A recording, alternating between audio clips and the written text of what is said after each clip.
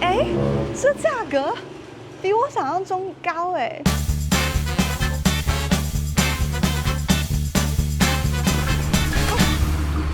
在流动里找安定。大家好，我是石小草，欢迎来到我的生活实验。今天是我来到清迈古城满1周的时间了。这1周呢，我把大大小小的花费全部记录了下来，打算在今天这则影片一一分析，跟大家做分享。透过今天这则影片，你可以来了解一下清迈现在2026年的物价，也可以稍微算一下，如果你今天想要来清迈旅游旅居，想要来生活，大概要准备多少呢？首先第一个要来跟大家分享的就是住宿了。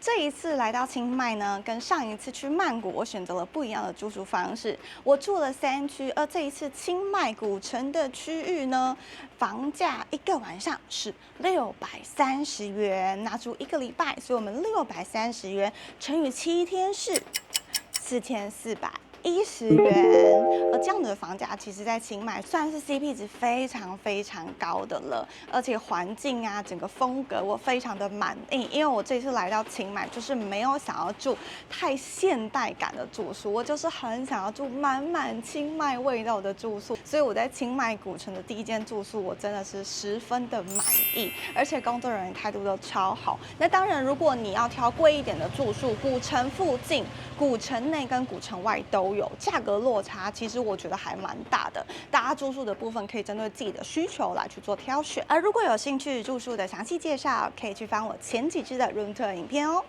接下来第二部分要跟大家分享的就是3餐食物的部分咯。这一次来到清迈，当然会稍微跟上一站，也就是曼谷来做比较。老实说，小吃的部分没有差很多，但我觉得餐厅的部分，清迈的价格确实比曼谷再低一些。这1个礼拜呢，我有吃小吃，有吃餐厅，有去市场，也有去夜市吃了很多在地 CP 值很高的美食，而且我自己稍微换算一下，平均一餐大概75块而已哦，我觉得 CP 值很高，而且食物的料理品质都非常的不错。我这一趟还没有落腮。那一餐差不多吃75块，所以我这1个礼拜吃的部分花费是1545元。然后很多人说来到清迈啊，不是这么多店家会讲英文，可是我觉得还好哎，我几乎去每一个店家，他们都会讲英文，所以点餐的时候跟付费的时候，其实没有什么障碍与困扰，甚至连比较年长的店家，老板们也会讲英文，而且个个讲的都比我好，我真的是应该惭愧。接下来想跟大家分享咖啡，也就是饮品的费用了。我刚才不是说吃的部分，清迈比曼谷便宜一些吗？但我跟你们讲，咖啡的部分，清迈比曼谷便宜太多了。那像我这种每天都要跑咖啡厅的人，在清迈实在是哇，超棒！不管是在台湾还是在曼谷，其实我都有买过大概120、130、150块的咖啡。可是我跟你们讲，我这1周在清迈古城，每一杯咖啡、每一杯饮品都没有超过100块。而且清迈咖啡厅的氛围，我真的是太喜欢了。我之后会做一集关于咖啡厅巡礼的影片，大家一定要看，因为清迈咖啡厅的风格非常多种。那我自己最喜欢的就是很清迈风格的咖啡厅。而我这1周在清迈古城的咖啡厅，也就是饮品的花费是595，是不是超级便宜？平均除以1天的咖啡，1杯不到85块。接下来第4个要跟大家分享的就是交通啦。在清迈不像第一站在曼谷有 BTS 有 MRT 可以坐，在这边呢就是纯粹靠走路或者轿车。那轿车的部分呢，它有很多种不同的软体，简单跟大家来介绍一下。我自己有在用的是 Grab， 除此之外还有 Bolt 以及 InDrive， 还有另外一个好像也是在地的软体。那我自己个人觉得 Grab 的部分，司机要的验证方式比较麻烦，所以安全度比较高，因此我自己都是叫 Grab。可是我叫 Grab 的几率也非常少，只要是在古城内跟古城外逛的，我都是走路。我目前这个礼拜只有3次叫 Grab。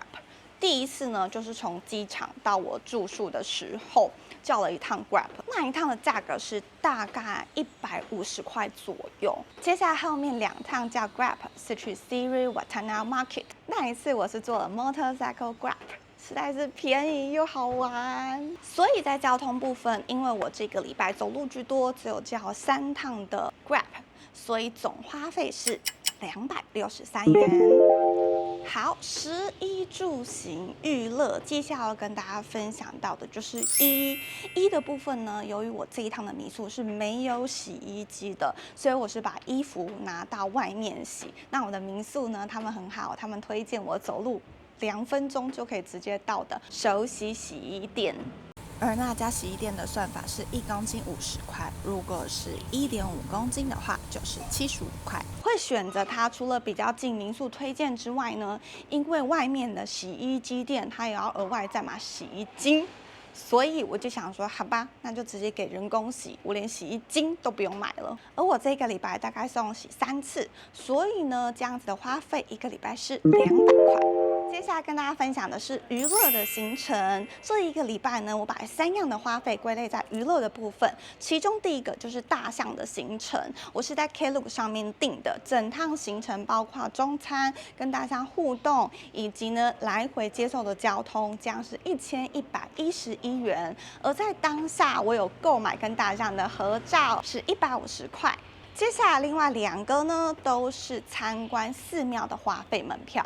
其实蛮便宜的，一个门票才50块，所以加起来也才100块的花费。总共我在这个礼拜所有的娱乐花费是1361元。不管是想要详细了解大象的行程，或者是寺庙的参观，都可以去看我前几支影片哦。接下来跟大家分享的是学习的花费。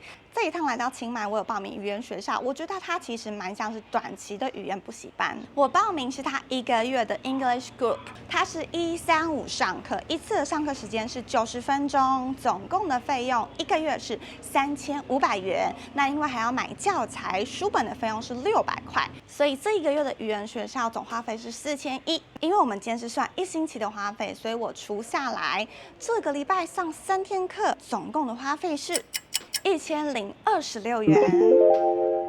最后一个要跟大家分享的是其他的花费了。在这1个礼拜里面，走走看看，如果有看到一些小东西我喜欢的，我也会把它买下来，就归类在其他的部分。而大家也知道，泰国的按摩其实蛮便宜的，所以在这个礼拜我有体验泰国的泰式古法按摩。其实过程当中也有发现一些很有趣、清迈很朴实的地方，会在待会的小片段跟大家做分享。在最后其他的花费部分，总共花费是948元。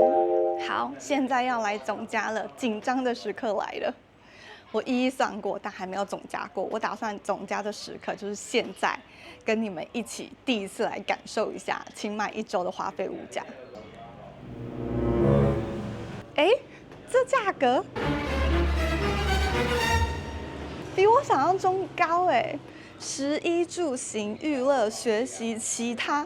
总共1周的花费是10348元，比我想象当中高哎。可能上一趟第1站在曼谷的时候，我在计算周花费，并没有把住宿加下去。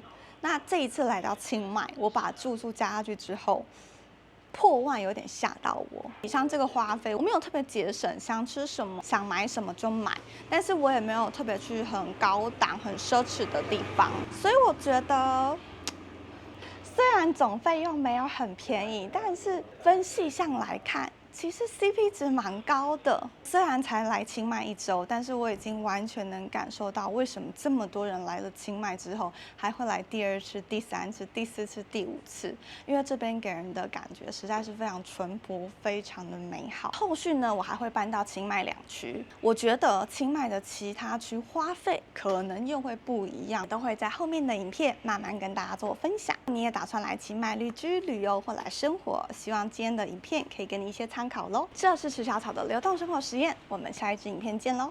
各位，我刚刚看上一条手链，说我只有1000块，他说那没关系，你就去逛一逛，然后再回来付钱。那我手链先拔下来，他就说不用啊，你就逛一逛再回来付钱。他不怕我跑掉，我已经把东西带了，他不怕我就走掉，然后不回去付钱吗？I went to 7-Eleven to buy the water. 拜拜。